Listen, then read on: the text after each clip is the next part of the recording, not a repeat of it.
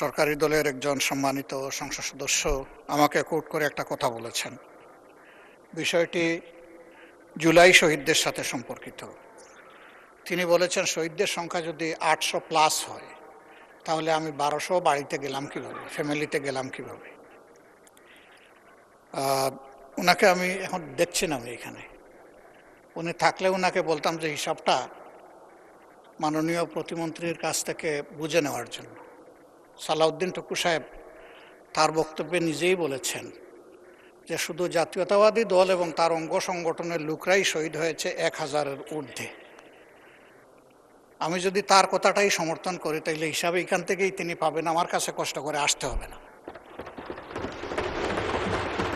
2 নম্বর, আমি আনঅথেন্টিক কোনো কথা বলিনি। এই ব্যাপারে আমাদের কাছে একটা কমপ্লিট প্রোফাইল আছে। এখানে